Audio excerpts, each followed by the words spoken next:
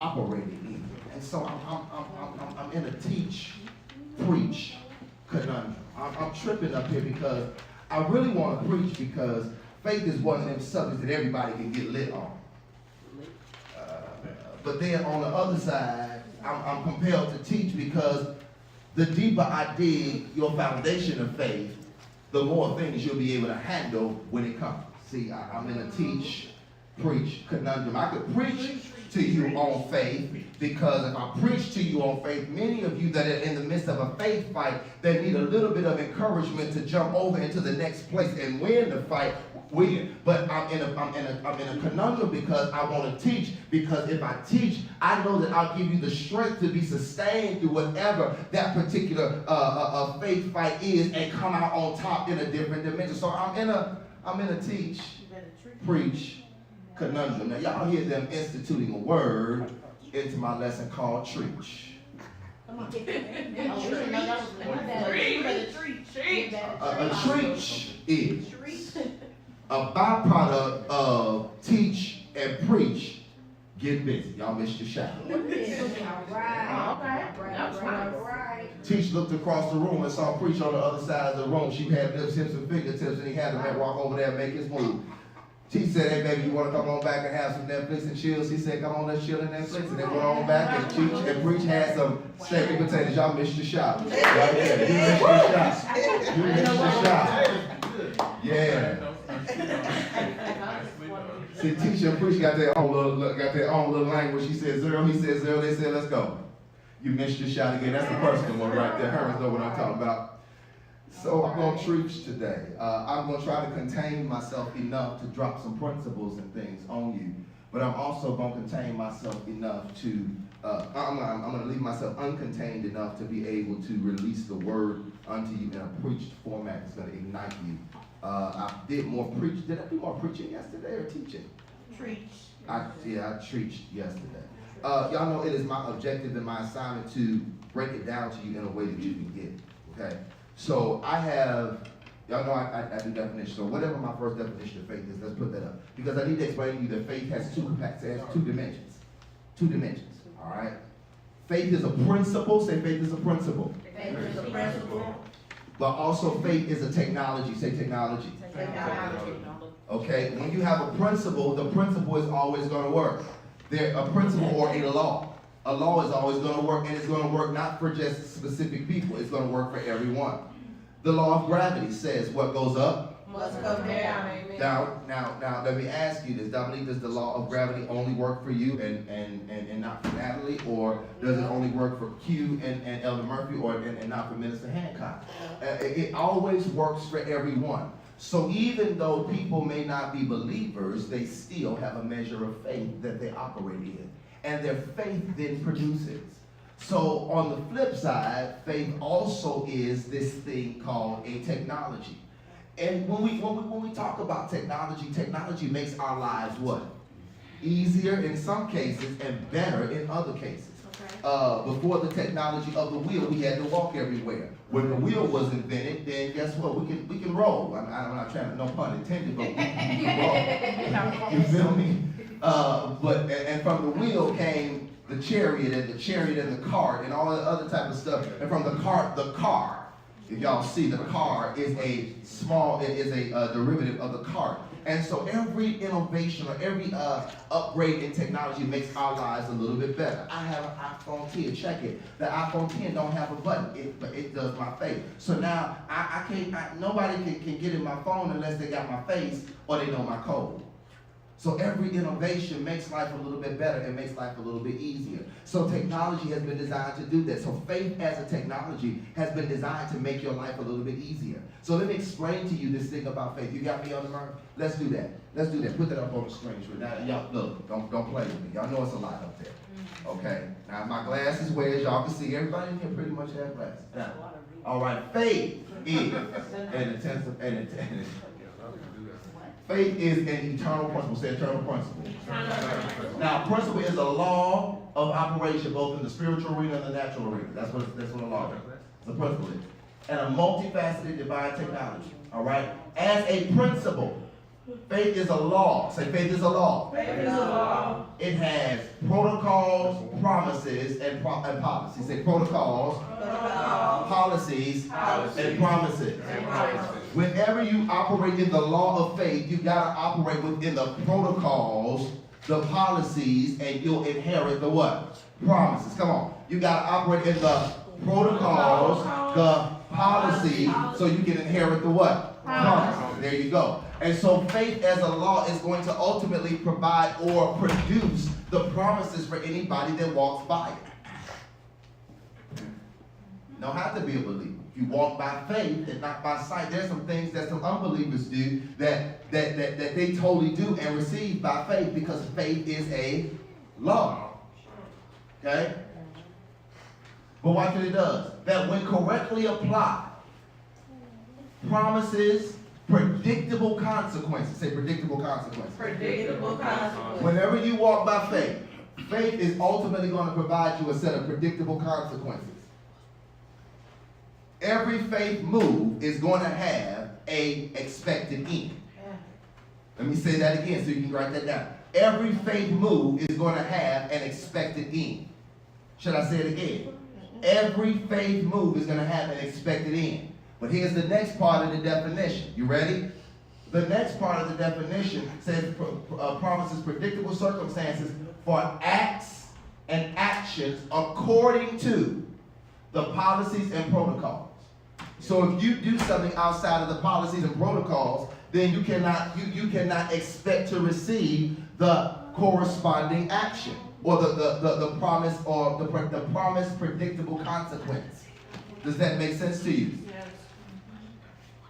Does that make sense to you? Yes. So now, this is what I want to give you right now. When you begin to operate according to the law of faith, and you begin to have faith for a particular thing, you are moving according to the policies and the protocols, and there's a promise at the end of the gate for you. What I want to make you aware of is the fight to get to the end of the gate. Sometimes it's a fight to get to the end of the gate. And the reason why is because the enemy doesn't want you to have the promise. So the reality is that he's going to fight you to make you believe that the promise is not for you or that it's unattainable. Does that make sense to you? And so you have to continue to work the law until you see the manifestation. Is this making sense? Now let's check this out as a divine technology. Faith is an endowment of power. Say an endowment of power. Endowment of power. In essence, what that means is that God clothes you with power when you walk by faith. There's some things. Okay, let me just read the rest of the definition because if I don't, I'm gonna go crazy. Faith it's a divine technology that is an endowment of power that grants unusual supernatural ability and authority to impact the happenings of the earth with a predictable spiritual outcome. Okay. Let me break this down. Y'all ready? In essence, what this means is that when you employ the law of faith, all right, you have an outcome that's getting ready to come to pass for you and on your behalf, right? But when you walk by faith, you're using the power that faith gives you to impact the happenings in the earth realm. There are some things that are happening only because you haven't loosed your faith. There's some things that are happening only because you have not released your faith. I'm going to teach you how to do that. Okay? And I want you to understand this. If you can write anything down, that faith always has a predictable outcome. Okay? Now that's my elongated definition. Now I'm going to give you my Butlerized, contemporized, and modernized definition. Y'all ready for this? You got me, Murray? Put that up for me when you get it. Oh, y'all see it don't take as much space because it's not as much words. It's many words. Watch this. Read that with me. Faith is the capacity of the who? The believer. To what? Without doubt. Stop right there. What'd I say? Without doubt. What'd I say? Without doubt. Okay, I'll just leave that right there because I'll preach about that in a little while. Without doubt, do what? Trust and what else? Believe. And what? And what? Character of the word. To what? That's predictable supernatural outcome to earth. To access predictable supernatural outcomes to earth realm issues. Watch this. This last part is critical. In the wake of contradictory sensory evidence. So in essence, what that means is what you're believing goes totally against what you see. Amen. Amen. All right, check it.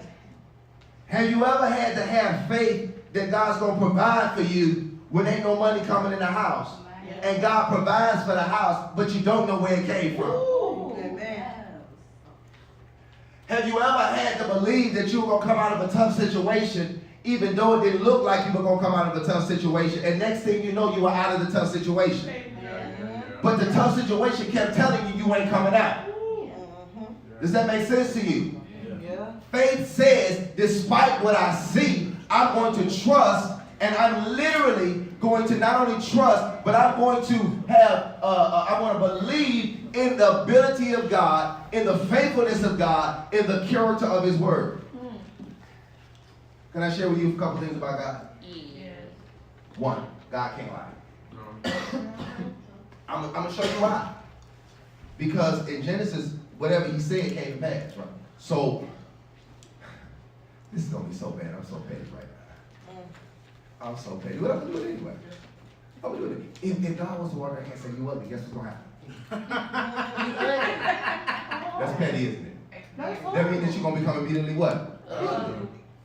Now, whatever that ugly looks like to God, that's what it's going to come. But if He say you are beautiful, what's going to happen? Bam. Beauty queen, beauty king. Immediately. If He says that you're free, it's immediately going to begin to come to pass. Because He can't lie. The thing about His inability to lie is that the reason why He can't is because He's so creative. So whatever comes out of His mouth has to become reality. So in essence, what I'm saying is, even though it looks like one thing, what He said is what matters, because what He said is what's going to come to pass, and it doesn't matter what it looks like, because ultimately what it looks like is not what He said. And if He said what He said, and He can't lie, what He said is going to come to pass, because He has the capacity and the ability to create whatever He said when He said it. Okay? Does that make sense? How many times are you going to have God tell you, I'm going to bring you out? For some of us, 14. Like 14 times. After the 14th time, I got you, Doctor. I'm coming out. Okay, cool. Now you nearly out anyway, but He had to tell you that many times to walk you through the faith process. For some people, God only has to speak once, and it's like, okay, God, I trust you. And you go through the faith, and they go through the faith process, and you see all hell breaking loose in their life, but it seems like they just unbothered like hell did. Just unbothered. Like, why are they unbothered? Because their trust is in the word of someone that has the capacity to speak and declare, and it comes to pass. Say contradictory sensory evidence. Listen. Say to him, say it doesn't have to look like what God said. It just has to end up like what He said. That's all that matters. That's all that matters. And people are not going to understand your walking faith. No. They're not going to understand how you maintain your happiness and your account is like $300 negative. Like, how are you happy? Like, how are you happy right now? How? They're not going to understand how you are still praying and talking to God, and you got an eviction notice on your door. Because faith does not look at the immediate circumstances. Sometimes we look at situations and circumstances as bad things. Sometimes situations and circumstances have been designed to promote you and to progress you into the next thing God has for you. Man, okay. So I got here. Story time. Y'all ready? Story time. So we get ready to get this crib, right? Moving out the place I was in, like, getting ready to get this crib. 5-bedroom crib, right? 5-bedroom crib. All right, had an office in there, had a basement, had a big old living room, a big old dining room, and all this other type of stuff. Herms, when I tell you, I was out getting paint swatches. Wow. Getting ready to, design the rooms, 5-bedroom with big backyard. I ain't even mind mowing the grass. You understand what I'm saying? I didn't. I ain't mind mowing the grass. Paying water bill. I'm cool in the game. So I apply for the place, get the place. Getting ready to get the money down, right? That's about $1,500 a month. All right, okay. God, you got to provide. You want me to move out this spot, you got to provide. So he opened the door for me. I said, all right, I'm ready. I'm getting the money together. I got all my stuff packed. Kitchen, dining room, bedroom, living room, everything in boxes. Everything in boxes. You want to tell you? So watch this, her. All right. Everything in boxes. Lady called me on Tuesday. It's 11 days before my move out day. She called me on Tuesday, 11 days. What did I just say? 11 days. 11 days before move out. She called me. She said, Dr. Butler, how you doing? I said, good. How are you? Peachy. How you doing? I'm ready to make this move. I just interrupted her. I'm ready to make this move. Ready to do this thing. When I got paint swatches and stuff, I already calculated how much the paint gonna cost. All shot top. You know what I mean? Baby, I'm ready. You understand what I'm saying? Next thing you know, she said, well, I need to talk to you. I said, okay. What you need to talk about, baby? She said, I want to talk to you about the place. I said, okay, what you want to say? She said, I won't be able to go through the deal. I said, baby, huh? You said what? I won't be able to go through the deal. I said, well, was it something on my end? Oh, no, there's nothing on your end. It was all on my end. They were supposed to find a place and everything like that. I just started studying. You know you worry when you start. So what? Yeah. So what y'all gonna do? That's what I wanted to ask. What y'all gonna do? Because this is my place now. Well, you and your kids gonna go. Wait, this is my place. What are you talking about? Well, we ain't got no place to go. I just gave you some money. You have a place to go, and if you don't, you gonna get out. Right. You have to leave. That was what I'm saying to the lady. And so here she go. Can't do the deal. I'm sorry. When you want to come get your money? Oh, she's serious. Because she going to give me my money back. All right. I called Murphy and said, Murphy. I text Murphy. I said, Murphy. I said, this happened. He told me.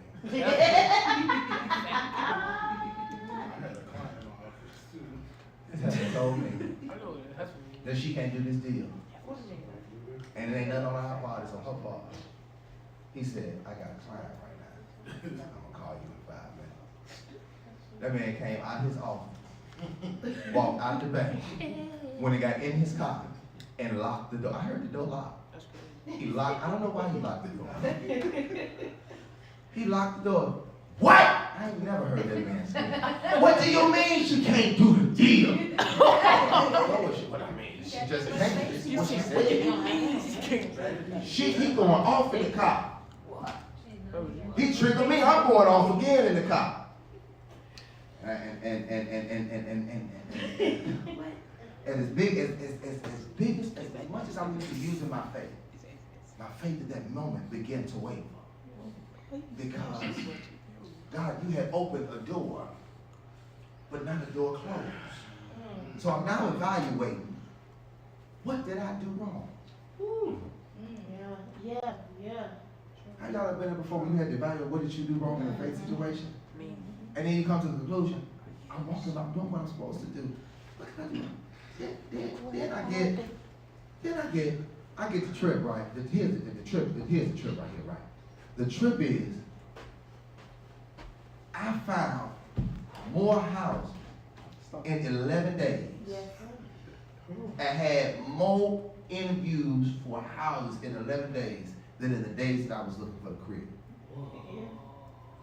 All right, we get to like day 9.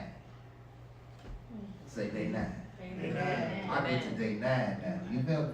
I'm at day 9. Now you know, I got a little hair right now, and I had started getting more gray hairs. I don't understand. So I'm like, I'm worried. I'm real worried. Because now, God, what you gonna do? Day 9 comes, we make an application to one place. They said, we'll get back to you in 24. It got back to us in 24. Day 10 came. We got the place.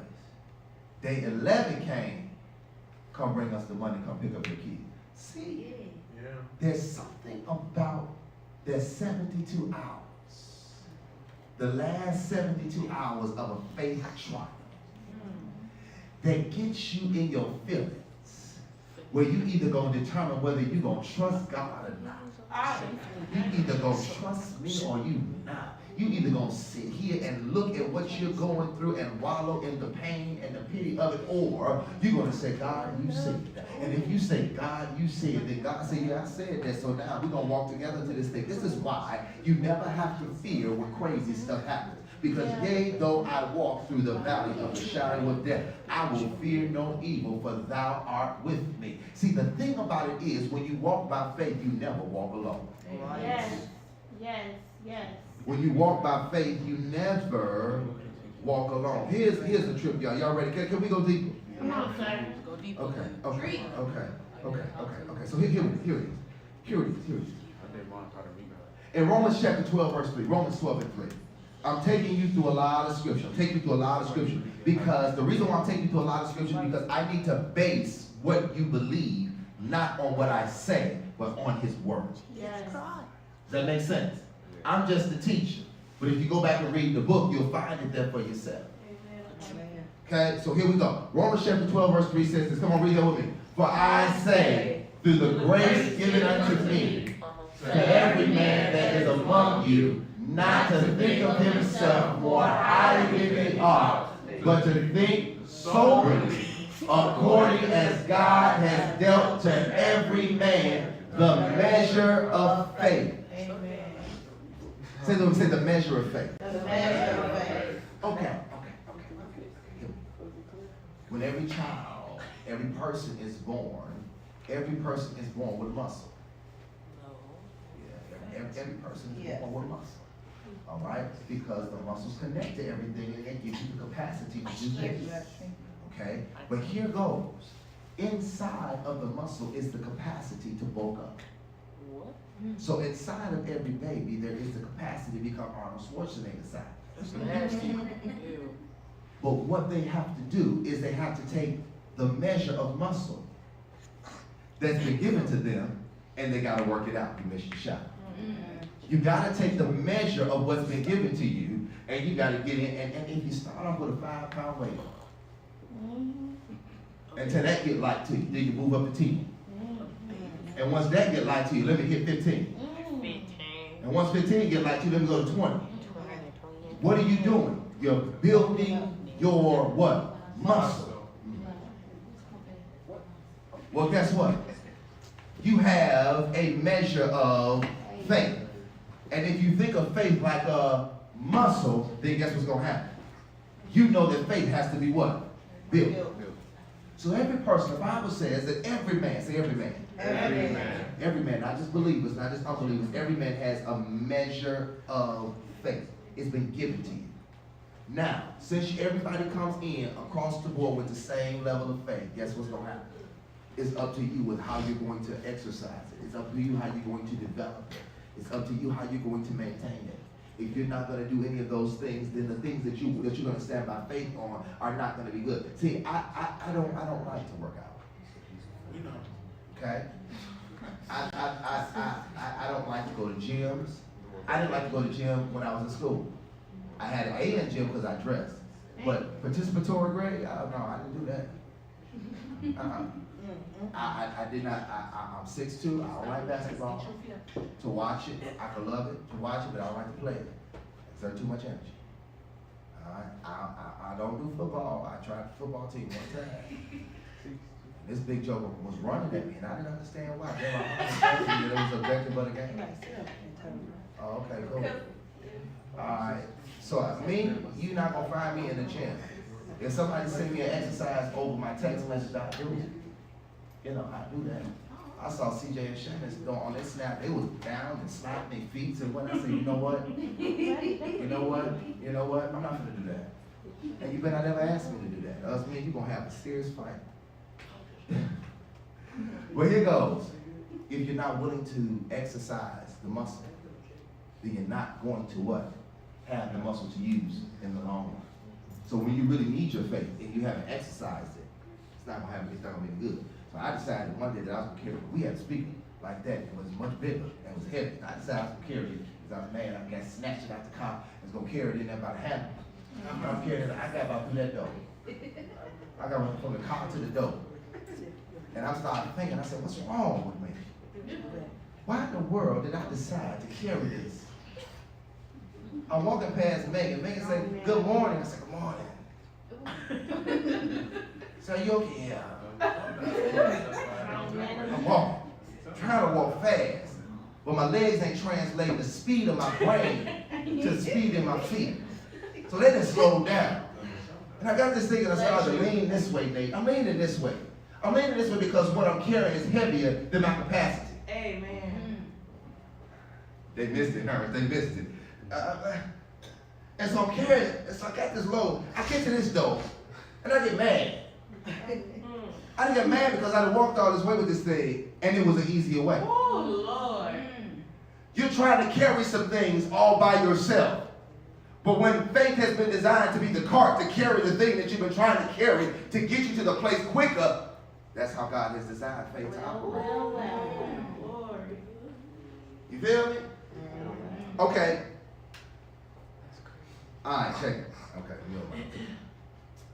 everybody has a measure of faith. In John chapter 20, verse 24 through 29. John chapter 20, verse 24 through 29. John chapter 20, verse 24 through 29. Hello to all my South location. God bless you. I love you dearly. South is watching right now on YouTube.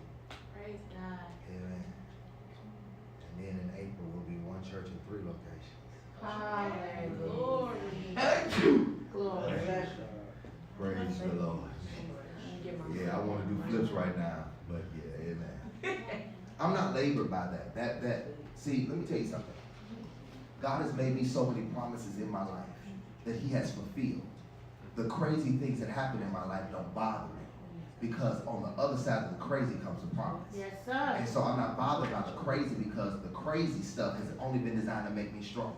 Yes. I'm in the midst of some crazy right now, but my crazy ain't killing me. Come on, Zion. Yeah. When you're in the midst of crazy, either crazy is going to kill you or crazy is going to compel you. Come on, don't miss that. Either crazy is going to kill you or crazy is going to compel you. I've chosen to let my crazy be my stepping stone into my next place instead of my tombstone into this place. Come on. And so when I decided to not allow what people said and what things said and what things that were going on in my life to mess me up, it did not distract my faith. It did not disturb my faith. It did not destroy my faith. In fact, it made my faith stronger because the promise that He made me goes against everything my situation says that I'm not supposed to have. And so in the midst of it, I have to either trust God or die. Yes, sir. That's how thick it is, baby. And I'll tell you something. Can I just be straight and 100 with you? I'm going to be straight and 100 with you. Every day you don't feel like walking by faith. Every day it ain't like you just up and want to click your heels together like God is good. Some days you walk like, man. Like, man. This really going to happen today? Wow. Yeah. I had one day, I don't know what day it was. I don't even know what day it was, Q. I had to text you. I said, man, I ain't go in my office today. I've been in bed all day long, man. He was like, you all right? I'm like, nah. It's been on that. You gonna do this for real, Dave? Like, this is what's happening right now?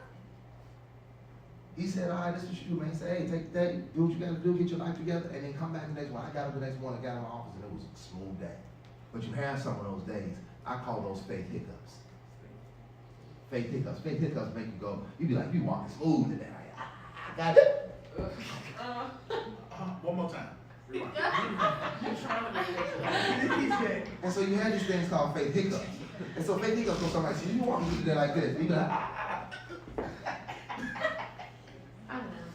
and you have to regroup at this moment and contain yourself like, okay, all right. Ground my feet again, walk by faith some more. Every hiccup There's a lesson in the hiccup. Say there's a lesson in the hiccup. There's a lesson in it. Okay, John chapter 20, verse 24 through 29. John chapter 20, verse 24 through 29. Watch this. You read along as I read aloud. But Thomas, one of the 12, called Didymus, was not with them when Jesus came. Say he was not with them when Jesus came. The other 12, the other disciples, therefore, said unto him, we have seen the Lord. But he said unto them, except I shall see in his hands the print of the nails, and put my finger into the print of the nails, and thrust my hand into his side, I will not believe. Oh, gosh. Have mercy on him. In that trip, the type of faith operation that we see is called no faith. No faith requires nothing. All you got to, no, seriously. No faith in operation means it's sight belief faith. It's sight-based belief.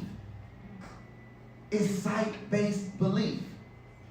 If I put a blindfold on you and I tell you sit down, you're going to either trust that I wouldn't lead you into a crazy place and let you plop on the floor. Now she might not, because I prank her a lot. I do. I'm sorry. I'm sorry about this. I'm sorry. Okay. I'm going to plan another. I'm going to prank her again before the night is over. Amen. But it's sight-based belief. So you believe based upon everything that you see. If you believe everything that you see, sometimes the things that you see on the outside are not always what goes on the inside. Because if you focus on what's on the outside, you see what's being presented to you. But ultimately, what's on the inside is the very thing that may kill you. So you gotta understand that when you are looking at something, at someone, looks may deceive you. And you gotta go into the character of the individual. You gotta get to know the individual so that you can really say, you may look like a mass murderer on the outside, but I know on the inside you're just a teddy bear. You just had a rough life. True. And so that's how you gotta determine things. And so when it's sight-based belief, that's how you rock with stuff. You rock with what you see out back. Oh, she cute, so she must be a good girlfriend. She was cute, she crazy. See what I'm saying? This is what we're starting to see now. Now watch, let's go deeper. He says this. He says, after 8 days again, his disciples were within, and Thomas was with them. Then Jesus came, the door being shut in the midst, and stood in the midst of them and said, peace be unto you. Then he said, Thomas, reach hither thy fingers, and behold my hand. And reach hither thy hand, and thrust it into my side. Be not faithless. Be not faithless. In essence, what he's saying, I shouldn't have had to appear again to you for you to know that I got up. But since I'm here, let me go ahead and prove myself to you. Not because I have to, but because you need me to. Oh, God, you missed out. Sometimes it's not because God has to prove himself to you. It's because he has to prove. It's not because he has to prove himself. He has to prove himself to you because you don't believe. So to keep you from having your belief jacked up and just falling off the side of the building, he has to prove himself to you. Watch, let's go deep. So watch what he says. And Thomas answered him and said, my Lord, my Lord. Jesus said to him, Thomas, because you've seen me, you believe. Here we go. Blessed are they that have not seen and yet believe. Faith is not contingent upon what you see. It's contingent upon what he said. The Lord Jesus in the text said, I'm going to get up. I'm going to resurrect from the dead. They just rose up. They were going to believe it. Okay? Say little faith operation. Little faith operation. The first one was no faith operation, but the next one is little faith operation. Let me tell you what little faith operation is. Little faith operation has bold acts, bold actions, and confession and words, but is easily shaken by the reality of a situation or circumstance. Easily shaken. I believe God. God gonna do this for me. Hallelujah. Glory. He gonna do it. started happening. God going, are you going to do this, Lord? For real? Oh, no, God going to do it. I just can't see it no more. See, that's what little faith does. Little faith is cool as long as ain't nothing messing with it. But when storms happen, that's when little faith get rocked. You don't believe me? Okay. Mark in Matthew chapter 14, verse 28 through 31. Bible says this. Listen to the text. It says, and Peter said unto him, Lord, if it be you, call me out unto the water. And he said, come on. And when Peter was come down out of the ship, he walked on the water to Jesus.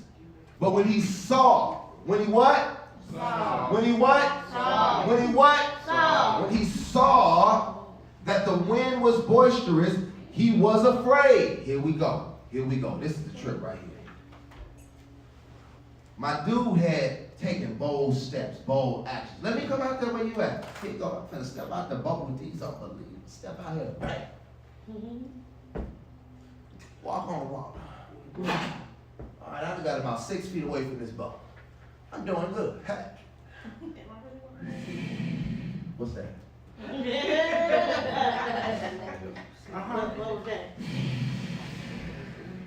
What was that? What was that? Now what was that? Big win. Jesus. I'm out here with you. And I'm sinking. Help me, please. He starts sinking. Watch what Jesus walks up to my dude and says. So he says, Lord, save me. And immediately Jesus stretched out his hand. So watch this. Maybe you didn't see this in the text. But he was that close. So why in the world did he lose his faith? He was within, and he just stretched his arm out and pulled the man up. So how are you that faithless when you're that close to the Lord Jesus himself? Okay, so he stretched out his hand and caught him and said, watch this, O thou of little faith, why did you doubt? I want y'all to see this. Maybe this is the teacher theologian on the inside of me right now, but I want you to look at this. Jesus and Father God always ask something called reflective questions. What I say? Reflective questions. Come on, one more time. Reflective questions. I stole that from Matthew. That's all she did. Amen. Now check. So now we got reflective questions, right? Reflective questions make you ask yourself. He asks you the question that only you can answer. And then he already knows the answer. Why are you over there? I know why you're over there because of God, but you need to think about why you're over there. Why are you messing with him? I know why you messing with him, but do you know why you messing with him? Why are you still with her? Y'all get what I'm saying? He asks you reflective questions to make you think so that you can come out of some stuff on your own without him having to push you out of it. I'll leave that alone right there. There's a situation that God just had to push you out of, and the reason why you don't want to come out of it because you're stuck. And so the text. I got to stay here. The text says, see, okay, I'm here. I might as well go to work. See, can I talk to you for a minute? Sometimes, watch this. God doesn't respect your stuck. He doesn't respect your stuff. You respect your stuff because your stuff has made you comfortable. As a matter of fact, you became grooved down into it. Sometimes when you try to get your car unstuck out of the snow, it's not a bang on the gas, lose all your strength and tread, and then just dig yourself deeper into a mess. You got to rock yourself out sometimes. You got to make you a groove good enough to be able to rock back enough to get you enough tread to go and come out. But some of you have just become so comfortable in the mess that you're in the state that you're in, that you said, I'm going to sit right here because it is easier for me to sit right here as opposed to rocking. Some of you got to take some faith and not believe God for a husband, but believe God for you to rock your way out of your issue, rock your way out of your mess, rock your way out of your mentality, rock your way out of what you've been thinking about. Look at somebody and say, it's time to rock your way out, baby. It's time to rock your way out. you've been in this too long. Rock, you've been down too long. Rock, you've been sitting here too long. Rock, you've been with him too long. Rock, you've been with her too long. Rock, you've been in that mindset too long. Rock. Woo, come on, rock. Lean with it. Rock with it. Rock.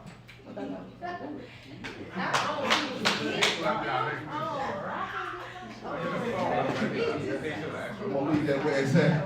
And sometimes when you lean with it and throw it up, God, where you at? God, where you at? You like, don't miss your shot now.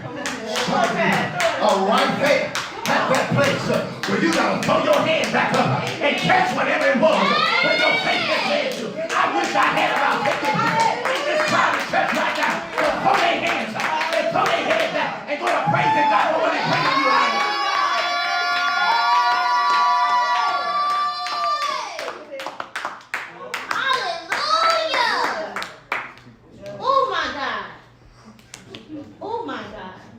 The greatest part, I told you I'm trying to teach and preach. But the greatest part, the greatest part about faith is this. Faith doesn't make sense. Faith doesn't make sense. Faith doesn't make sense. I'm gonna get you something. All right. I want to show you something. All right. He said, "O thou of little faith, why did you doubt?" The destroyer of your faith is doubt. The one thing that you don't want around you when you're walking by faith is doubtful people. You can't walk by faith with everybody. Because if you do, and they don't see what you see, they're going to try to doubt, or they're going to try to institute doubt into what you're doing. And they stop God from moving when they institute doubt. Okay. All right. Check it. In Luke chapter 7, write this down.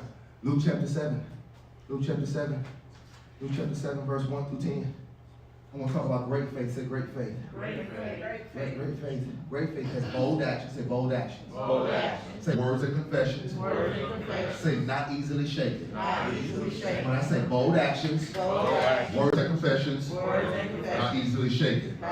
One more time. Bold actions. Words and confessions, not easily shaken. Luke 7:1 says this. But when he had completed all his discourse in the hearing of the people, he went to Capernaum. And the centurion's slave, who was highly regarded by him, was sick and about to die. When he heard about Jesus, say he heard about him. He heard about him. So let's just say heard about him. Heard about him. Okay, I ain't got time to unpack that, but literally, Rock, I know Rock, you watching right now. Literally, Rocky, check it out. Sometimes, don't shout when I say this. Sometimes all you got to do is start hearing about what God is going to do. And it'll change the way that you perceive a situation. But this why you got to be careful about who you hear from. Yeah. Okay. So he heard about Jesus. He sent some Jewish elders. He sent to some Jewish elders asking him to come and to save the life of Jesus. Now wait a minute. This man didn't know nothing about Jesus. He just heard of his ability. We go to church every day and every Sunday and read our Bibles every day, and we still have trouble trusting him. Oh, God. Yeah. Come on, Asia, walk with me. He said, I heard about this man one time. And I sent for him because I trust his ability more than the people that's around him all the time. Amen. So watch what he does. He said to him, and when they came to Jesus, they earnestly implored him. He said, saying, he is worthy for you to grant this to him, for he loves our nation. It was he who built us our synagogue. Jesus started on his way to them, and when he was not far off from the house, the centurion sent friends. Say, he sent friends. Saying to him, Lord, do not trouble yourself, For I am not worthy for you to come under my roof. For this reason, I did not even consider myself worthy for you to come. Oh, can I pause and parenthetically insert that sometimes you got to be humble in faith? Mm-hmm. Pride is the one thing you don't want to have when operating by faith. Okay, let me get back to this. Let me get back to the text says, I'm not worthy for you to come under my roof. And he said, I did not even consider myself worthy to come to you. But watch what he says here, Herberts. Watch what he says. He says, but say the word, and my servant will be healed. This is a trick because some people want you to come lay hands on them. But the servant said, the centurion said, man, you ain't even got to come lay hands. I'm not even worthy for that. I'm not even a Jew. I don't even follow you. But I know your ability is greater than my own. So check it. All you got to do is say the word. Come on. All you got to do is say the word. Come on, y'all. All you got to do is say the word. God only has to say one thing concerning your situation, and the situation can change. God has to say one thing. And if you're hearing what he's saying, he'll literally move your feet in a way that you literally have no choice but to walk out of a situation in victory. But you have to get a word from him. Many of you are trying to get a word on your own. You're trying to trust what you see. You're trying to trust what somebody else said. But when God speaks to you, himself. And he sent the word on his own. Now watch this. I got to tell you. He said this. I'm going to skip down. He said, now when Jesus heard this, he marveled. Wait a minute. It's very rare when God marvels at something that humanity does. He marveled at him and said to the crowd that was following him, he said, not even in Israel have I found such great faith. Can I modernize this, y'all? Not even in the church have I found such great faith. Well, what made his faith so much greater than the faith of others? He took him, watch me, at his word.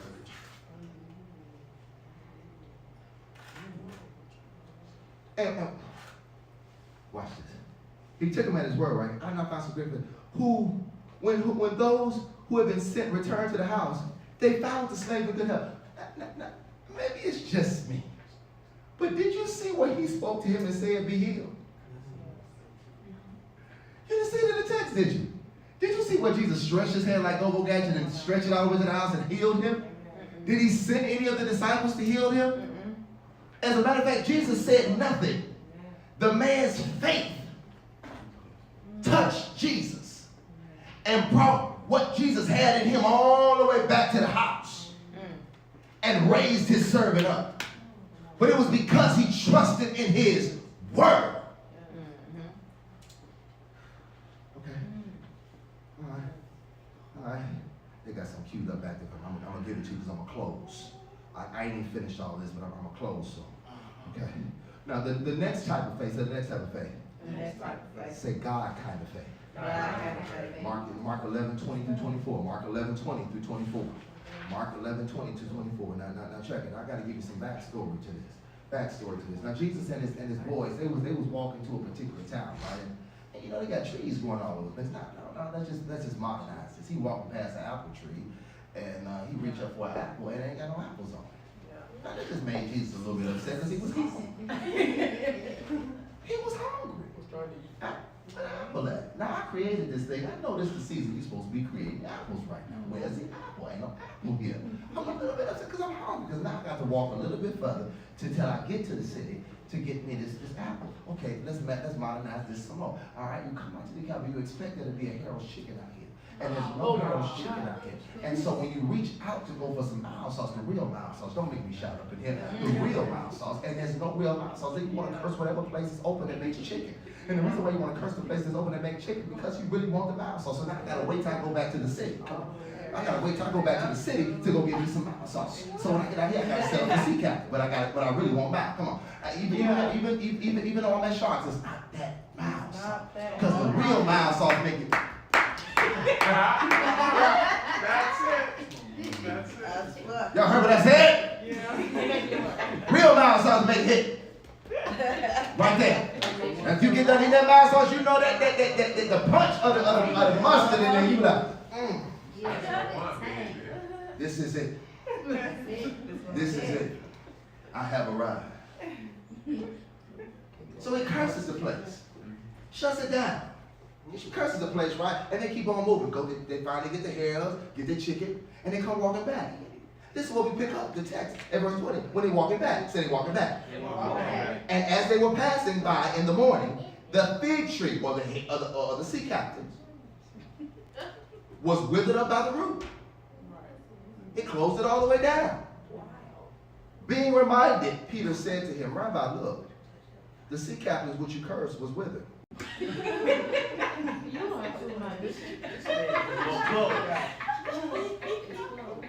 And Jesus answered him saying, have faith in God.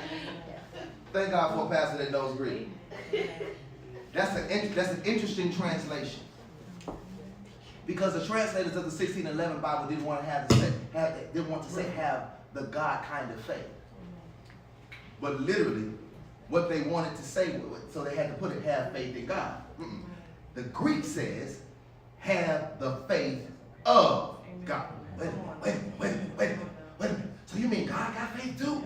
So God operates by the same laws and he holds us too? Oh, shucks. So wait a minute, hold on. How do you know this? If I go back and I look at Genesis 1, he had to have some faith to say what he said, to see what he said come to pass. Oh, Lord, no. He had to have some faith to say what he said and see what he said come to pass. That when he saw what he said, what he saw, guess what happened? He said it was good. Hallelujah. By the seventh day, he started walking through everything he created. He was like, oh, let's go. I did pretty good. But what happens when you made in his image and after his likeness? Your mouth is supposed to work like his mouth. I'm going to leave that right there. Okay.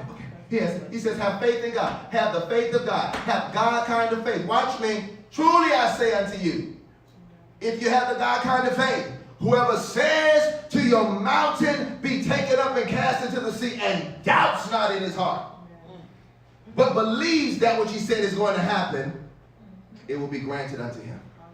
He laid out great faith. He laid out the God kind of faith for you. This is the thing about which you gauge your faith. If you got doubt, it ain't the God kind. If you don't believe what you're saying, it's not God kind of faith. Let me go back. It's a great faith. No, it's little faith. Do I got doubt? Sometimes. Great faith. I ain't got no doubt, period. God kind of faith. Therefore I say unto you, all the things which you pray and ask, and believe that you receive them, and they'll be granted unto you. So watch, this faith is necessary to make for prayer to come to pass. Okay. Now there's the text. Let me get it. Stick with me, fellas. Stick with me. Now, how many of you have heard this? If you have faith the size of a mustard seed, you can move a mountain. Can I tell you this is the most unbiblical thing I've ever heard in my life? Because the Bible never said that. Otherwise, get Matthew 17:20. If I don't show it to you in the Bible, if I don't show it to you, if I don't show you, you'll think that what people have said all these years is true. Matthew 17:20. Okay, let me put my glass back on because that looks blurry. You ready? Come on, read that with me. And Jesus said unto them, because of your unbelief, for verily I say unto you, if ye have faith as a grain of mustard seed, not the size of a mustard seed. The Bible never said it. So you think you can produce with mustard seed size faith?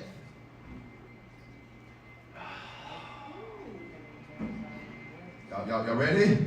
Y'all ready? Y'all ready? But what Jesus did here, he was introducing us to the mustard seed. Look at here. He was introducing us to the mustard seed as a conceptualization of faith. He was not telling us that the mustard seed was the size of the faith. He was telling us, he was talking to people that understood an agrarian society. So he said to them, because you understand how mustard seeds work, let me use this as an example and as a metaphor. So he says, watch this, I need you to have faith as a grain of mustard seed. All right, I got you. They understood what that meant. So let me explain to you. Let me explain to you what this means. Mustard seeds are the only seeds known to man they cannot cross-pollinate with another plant. Some of y'all probably don't even understand why that's significant. When you cross-pollinate, if I put hot peppers next to green peppers in the garden and they cross-pollinate, I'm going to get some hot green peppers. But if I put faith next to fear,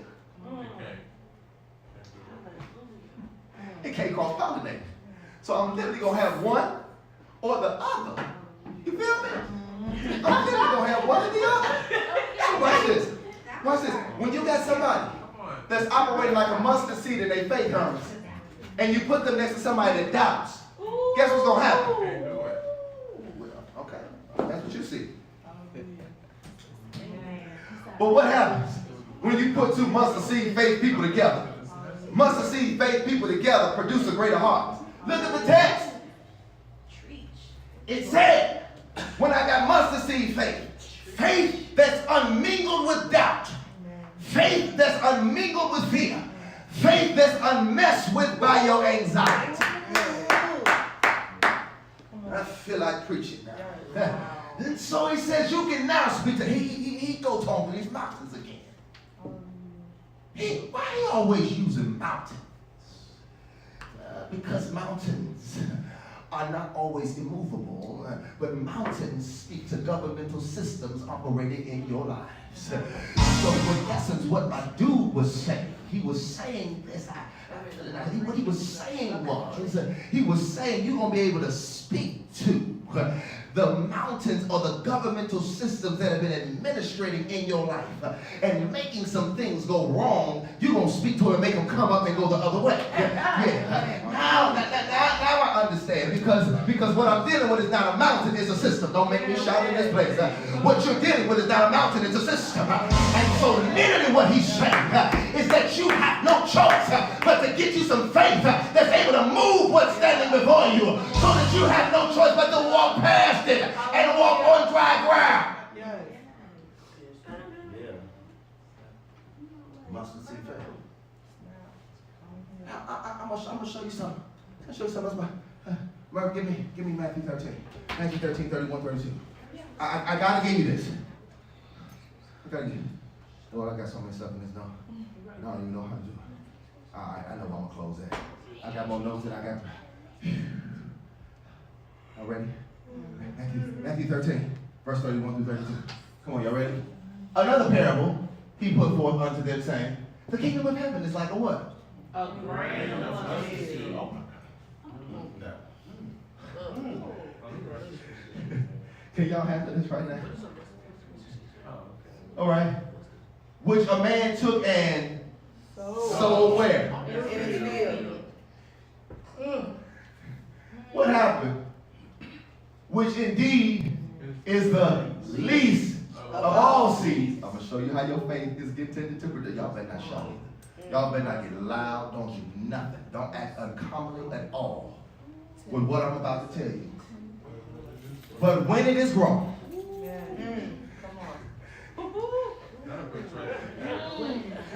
man, if I had to preach right there, I'd just throw a sermon in there called when it is grown.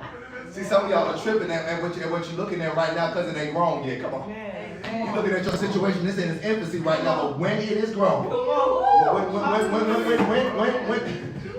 Okay, let me just go ahead and go ahead. When he gets through with it, that's what grown means.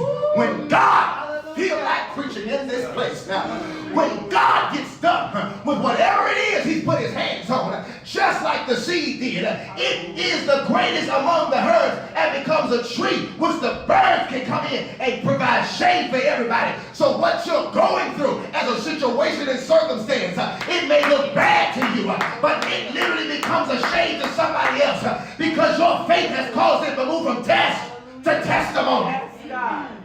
Amen. Faith like the mustard seed must be impenetrable. It grows quickly. It produces quickly. But your faith has not been made to just move stuff. It's been made to dominate. That's why the song this morning was, let's make warfare. Let's make warfare. the other part of the song, if I had gave you verse 4, it would say, let's make warfare with our praise. Let's make warfare. Let's make warfare. Let's make warfare with our praise. Now, can I suggest to you that if you're going to praise God, you have to have faith in God's ability.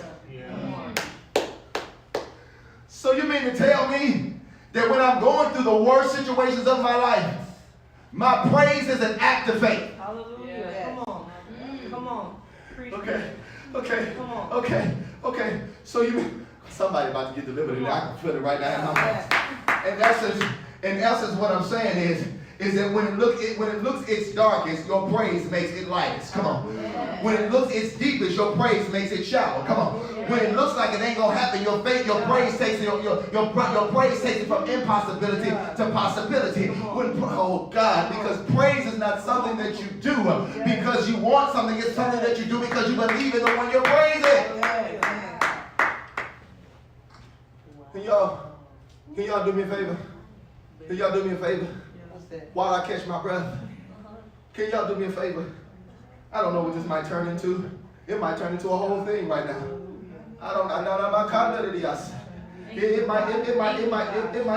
It might just turn into something. But can I get just two people? Just two to go to praising God by faith for what He gonna do for you. Hallelujah.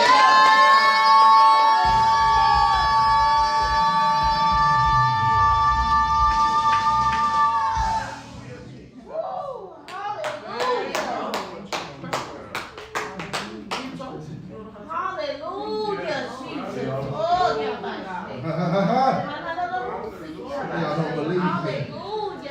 You don't believe me. Because watch this.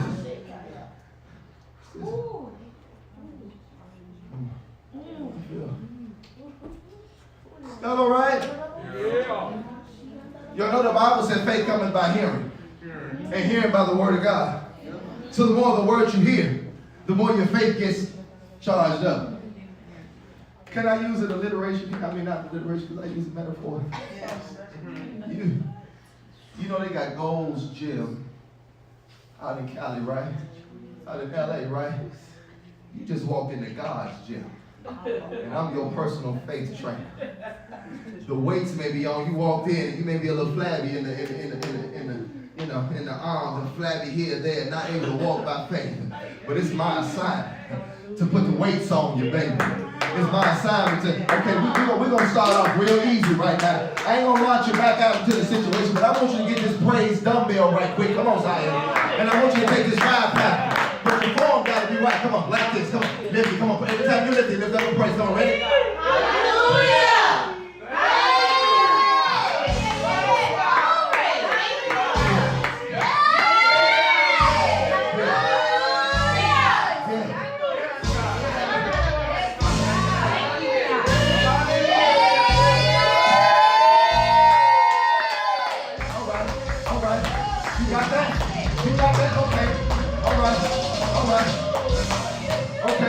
Y'all just stretched out. Y'all got yourself together. You ready?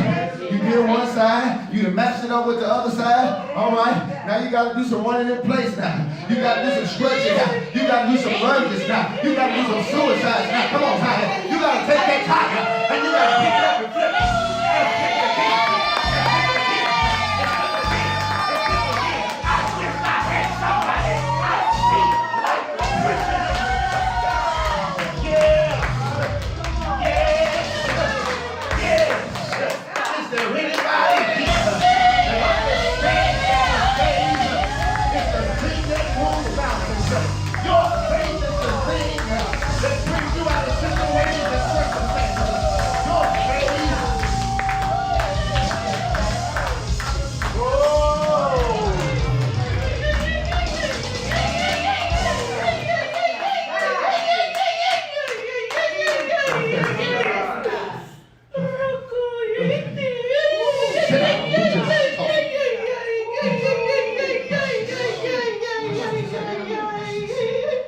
Go to James.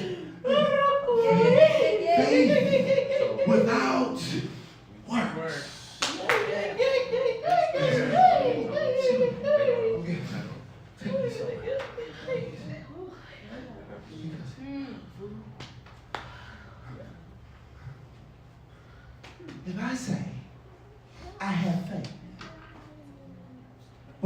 doing nothing, I really can't say I got faith. And I can say I got faith. And that check gonna hold me up. I can say I got faith. That check gonna hold me up. What am I doing, Hermes? I'm just saying I got faith. That check, I got a whole lot of faith. That check gonna hold me up. I got faith. Praise God for the faith I got about check. But if my faith doesn't produce an action, it's not faith.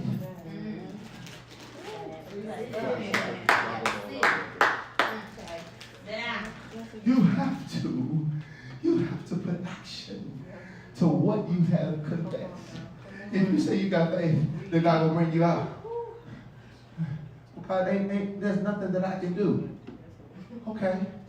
There may be nothing that you can do, but there is something that you can speak. Amen. Your mouth is one of the most dangerous weapons that a person that walks by faith has. Because the Bible says that he that quickeneth the dead calleth those things which be not as though they were. So in essence, what that means is that when you start to walk by faith, you may not see it, but you sure can say it. And the more you say it is the more you believe it. And the more you believe it is the more you'll do what you say that you believe, that you say that you believe. Come on. So in essence, what I'm saying is some of you may not have a chair to sit down in your situation. All you do is you got your mouth to speak to. Yay! Yeah.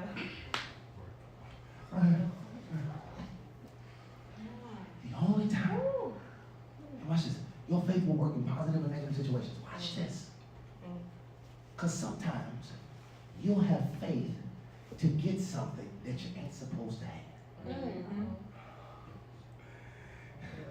Can I park here for a minute? Sometimes you'll have faith for a husband that you was never supposed to marry. Sometimes you'll have faith for a man that you was never supposed to be with, faith for a woman that you were never supposed to be. And when your faith produces, and you get it, you pissed off because you got it, but you walk by faith for something that God never ordained for you to have. So there's some things that God is trying to tell you. Maybe I don't want. Look at you. Why is you moving, God? Because I don't want you to have that.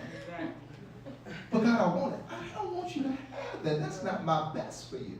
Amen. Come on. That's not my best for you. Oh my God, sugar pie, honey pie, that's not my best for you. But God, I want it. And God said, well, I can't give that to you. And then the devil steps in. And he says, how bad do you want it? Do you want it? I want it. I want it real bad. I want it real bad.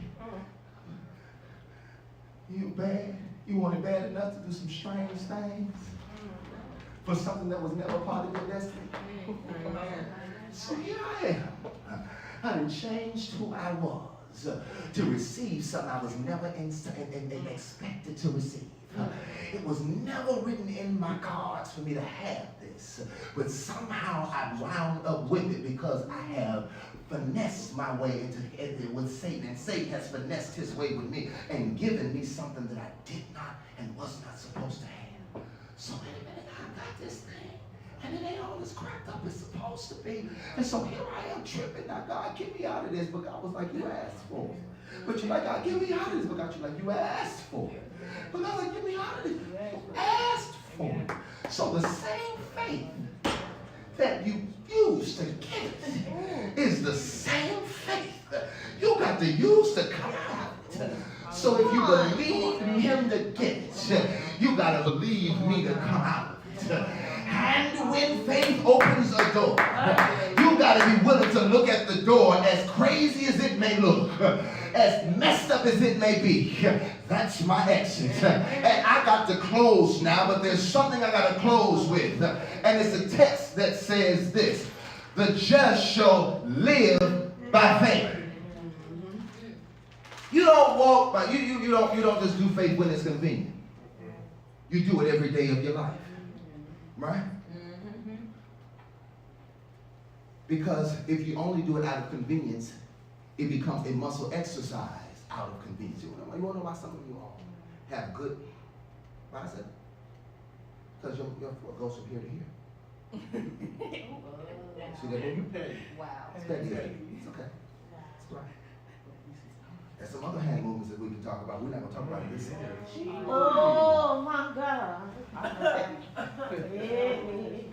I'll leave that right there and tell the Lord thank you. How about praise God, amen.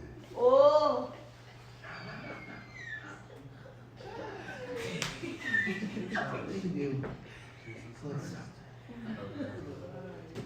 Man, there was this dude in the book, his name was Abe. His name was Abe. I call him Abe, his name was Abram. Abram lived in a place called Haran. His daddy's name was Terah. His daddy was the high priest for a false god, but Abram knew something was up with the false god and said, I can't worship him. But there was a cat by the name of Noah who was teaching Abram that there was a real, true, and living God, and told him his name. He began to hear so much about the true and living God that even though he was staying in the crib with the daddy who was the high priest of the false god, he still believed in the true and living God. Check me.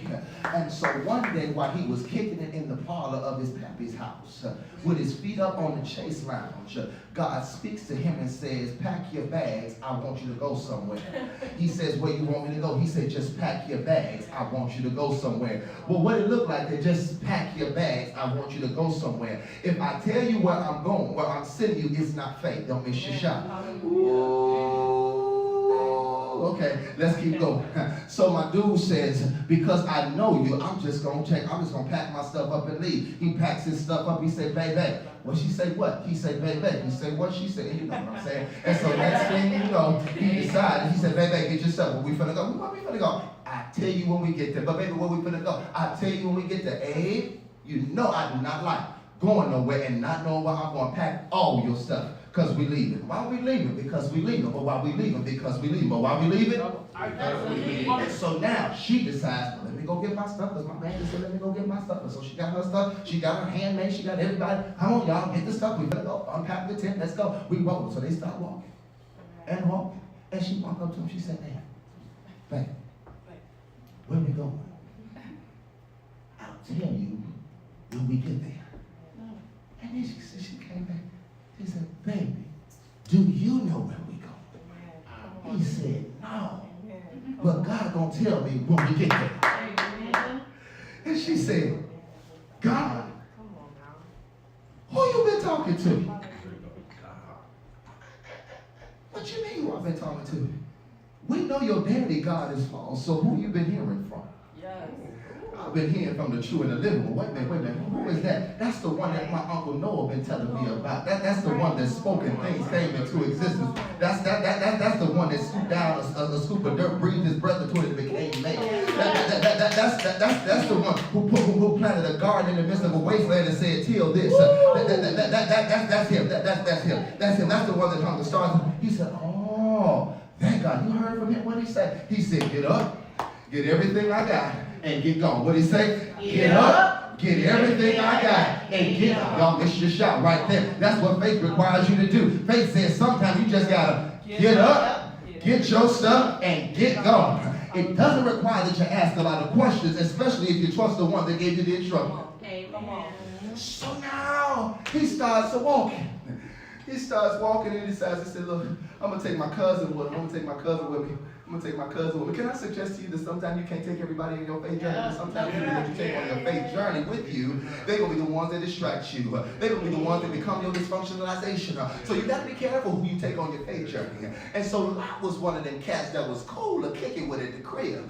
But when he got out in public, Lot didn't know how to act. Lot had a big mouth. And so Lot got him in trouble with some folk that got him kidnapped. And so here go Abe, had to be super saver. Amen. And old Abe decided, let me go ahead on and put my Superman chops on and go ahead on and throw these bows and go get my cousin. Like he said, cuz I got you out this one time. Don't do that no more. I was like, I got you, man. I got you. I don't want to do that no more. And so now here they go. 8 people on this end. Lot people on this end. 8 people is prospering. A lot of people is prospering. But a lot of people want to be greedy and say, hey, what y'all stealing from us? And Abe like, here we go again. He like, Lot, you got to bounce. Because guess what? If I take you where I'm going, you're going to try to be selfish and bad and just crazy. I got to leave you here because you don't have the capacity to see the greatness that God is sending me to. All you have the capacity to do is see where I am right now and try to get your little bunch out of it.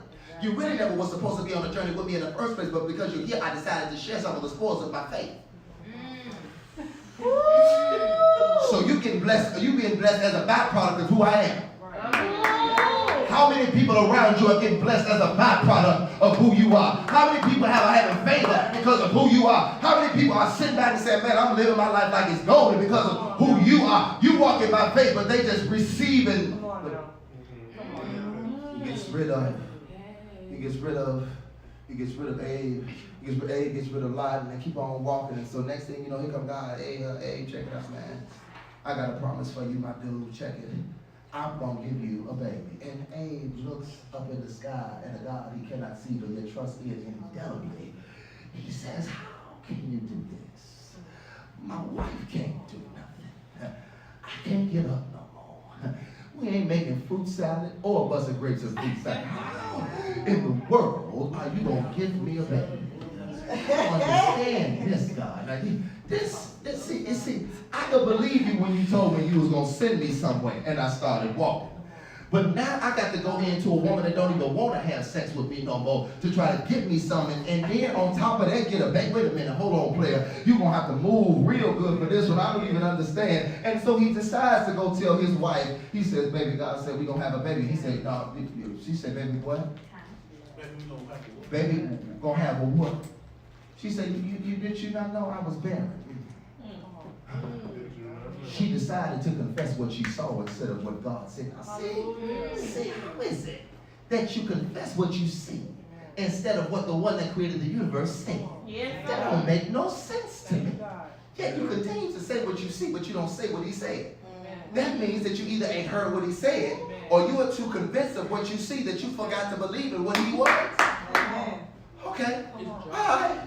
Okay, so here we go. She said, man, you tripping. Walked out the tent. She was cracking up laughing. She said, I know how you gonna have a baby. I got this beautiful Egyptian queen right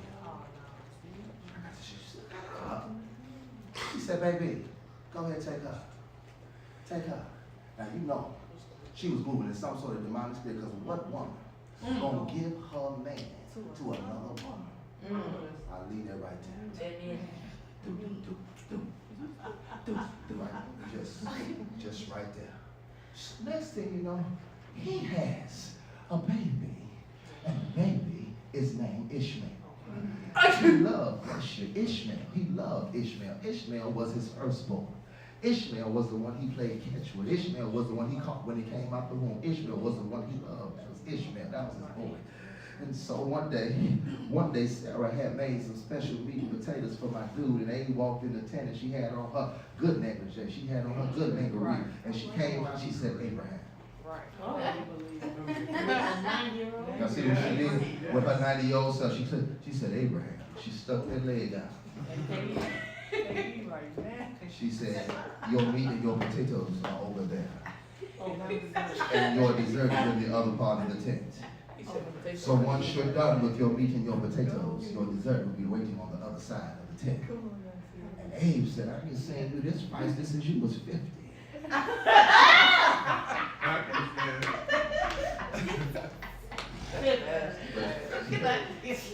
I'm 99 and you 90 and you want to act like this? Come on, man. Forget the meat and potatoes. Let's skip to the dessert. Right. Hey, went in and had a little bit of dessert. He rubbed that old man's gray head, rubbed his forehead, and came out. She said, oh, it's about that time. A little sick today, man. What you doing sick, man? I don't know. My stomach is hurting. Been feeling right for the last couple of days. Wait a minute. Oh. What did you? I don't know. I made last night been soured on my stomach or something like that. I don't understand. Next day, I'm still sick. A couple weeks later, I'm still sick. Still having period. Where my period go? Abraham. Guess what, Abraham? God then steps up in the tent. He's like, oh, Sarah, do you remember what I said? Hallelujah. Do you remember what I said that you didn't believe what I said, but I did what I said despite whether you believe it? You missed your shot right there. Sometimes God don't do what he said he gonna do whether you believe it or not. Amen. So here we go. She was like, you mean to tell me I'm pregnant? Really pregnant. Sit down. I'm pregnant. God, this gotta be gas. No, man. It's Isaac. What she thought was gas, God gave her the name. Don't miss your shot on that one. And so, month number 6, she comes, she poking out a little bit with her 90-year-old short self, gray hair going down her back, still fit. She like, I don't understand how this happened. I'm still trying to figure out how I got pregnant. They said, I know I'm trying to do it again, but I got you. Give some more than dessert, amen. Let's go. Month 9 comes, and here comes Abe with a second child. And he catches the second child. But here's the trick, parents. Only one child could have the promise. Only one child was the promise. How do you elucidate with children the thing that God is trying to bring forth to you? He's literally trying to say to you that there are some situations that you will make on your own that he never ordained. You done produced an Ishmael, and they got your life all twisted up. But there's an Isaac that God has designed for you to have, and the time for you to have. Don't miss that. That when Isaac is born, Isaac becomes the fulfillment of everything you've ever needed. Some of you are in bed with Hagar right now, and the dessert is looking real good, and you're about to go in and have a big bite of her dessert pie. And God is saying, if you eat that pie, you're going to produce an Ishmael. And that Ishmael is going to be an enemy to you in years to come. So literally, watch me now. You've got to be careful of who you're sleeping with to make an Ishmael. I'll leave that wherever that is. But now here comes Isaac. Isaac is the one that God has promised him. I got to get out of here now. And so after he kicks Ishmael and Hagar out the house after a big fight, God wakes Abe up one day and he says, Abe, I need you to do something for me. He says, Abe, I need you to do something for me. He said, I need you to get up. He said, all right, Lord, I'm up. Go get your son and wake him up. He said, boy, get up, put your clothes on. He gets up. He said, I want you to go get some wood for a sacrifice, Abe.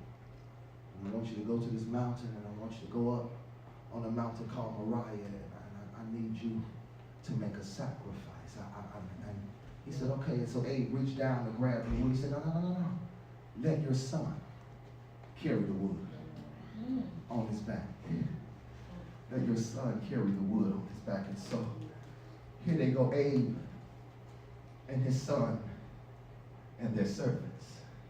They get to the foot of the mountain then, and God said, lead the servants down here. He looks and he turns to the servants and he says, y'all stay here. Me and the boy are going up to worship. But that's not it. We'll be returning soon. Abraham wasn't aware of the great task that he was going to be asked of by the eternal Father. He gets up there, and midways through the walk, check it, Isaac asks, he said, we got wood, I'm carrying. We got a knife, I'm carrying that too. There must be a sacrifice about to be made. Abe said, yeah, it is. But Pop, I got one burning question. Where is the sacrifice? He said, mind your business, son. You'll know more when we get to the top of the mountain. And he, with tears in his eyes, takes the cross, the wood, off of the back of his son. Y'all missed the shot right there. And lays it down on a mount called Moriah, which in the New Testament is called Golgotha, but I'll leave that right there. He sets a fire to the wood. He grabs the knife and gets ready to take it and plunge it into his son's heart. An angel comes and says, no, don't kill him. He's not the one that's supposed to be sacrificed. I'll give you a stand-in for right now. Look in the thicket. It's a ram in the bush. Wait a minute. If you translate 2,000 years later than that, there's a man by the name of Jesus who had the same scenario. His daddy walked him up. Y'all missed your shot. His daddy walked him up Calvary while he was getting beat and spat on for you. Okay, you missed your shot again. He said, all right, I'm going to lay you, instead of laying you down and burning you up, this is what I'm going to do. I'm going to lay you on a cross and lay all the sins of mankind on you and let you take it to hell when you go. And then when I get you back up, you're going to leave the sin where it belongs, that's in hell, and you're going to rise up with all power in your hand. But that's not what I'm trying to get to. Yeah. Abe did something that was a trip, y'all, and I want you to grab hold of this. Abe did something that was so tripped to me, I can't even imagine taking my son to stab him on top of a mountain for somebody. I can't even fathom it in my mind. Can you fathom taking your daughter and killing her on a mountain because God said so? Even when God asks you to do outlandish stuff, he always has a ram in the bush. But here's the thing that God really wanted you to see in the text. The thing that God wanted you to see in the text was that Abraham just didn't talk by faith. Come on, Zion. Abraham walked by faith. I wish I had about 50 people that was not ashamed to just walk it out. You missed it again.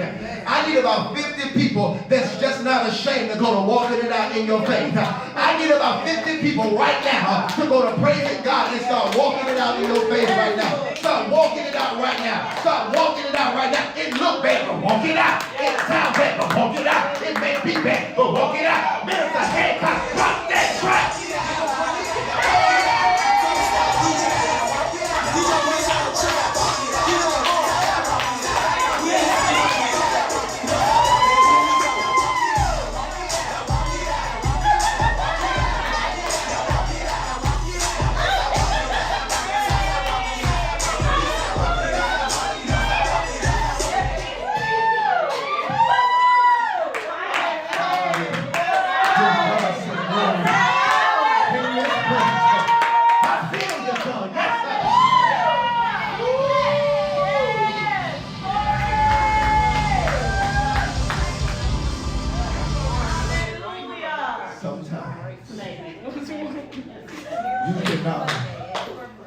Be afraid.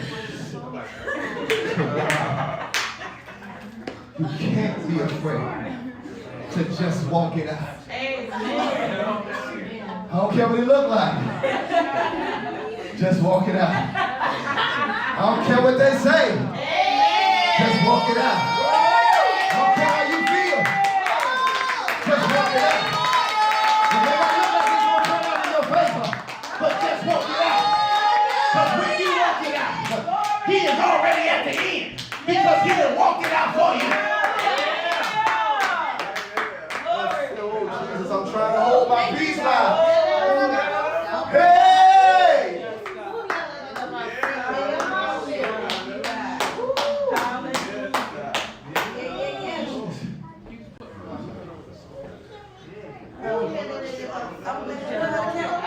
Some of y'all just to fool around and got encouraged right now. Some of y'all said, on Facebook, my pastor just said, walk it out. We just walked it out in church right now. So every time a test hit, just walk it.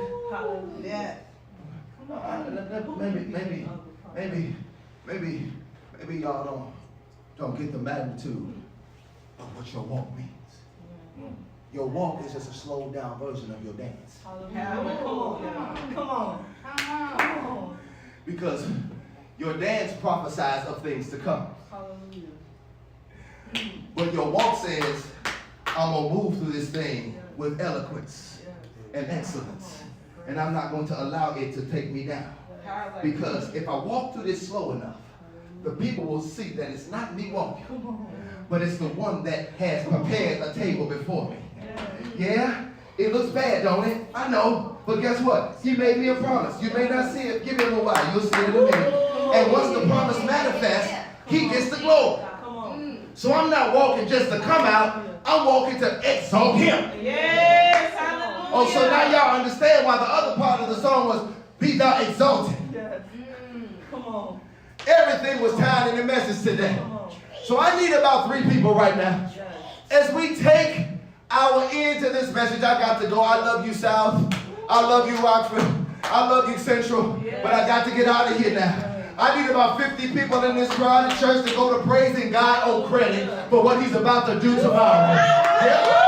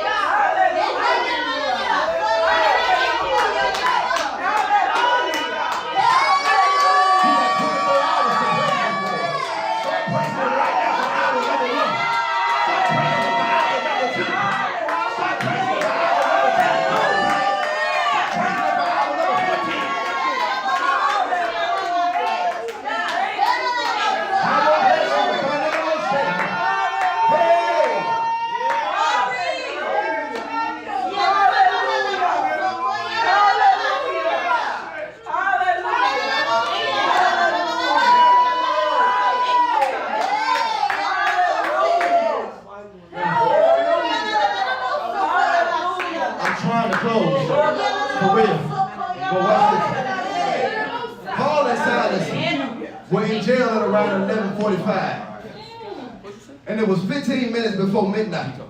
Midnight is the crossing from one day into another.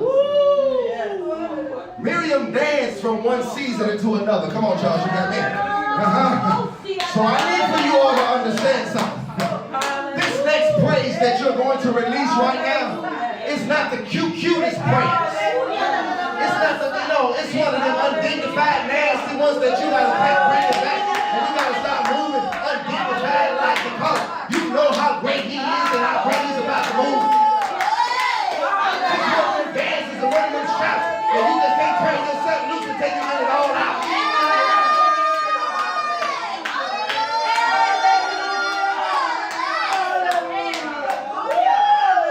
I heard the Holy Ghost say that he's going to give you some time to dance for your 24th hour. Wait a minute. I want you to get yourself together now. Because you got to understand what happened on the 24th hour in the text. The foundation shook. The jail shook. The doors opened and they got free. The jail shook. The doors shook. The doors opened and they got free. I need about 50 people that when this beat drops to pick them up and put them down like they lost their mind. Y'all ready to get undignified? Somebody look, I got to find me a corner right now. I got to grab hold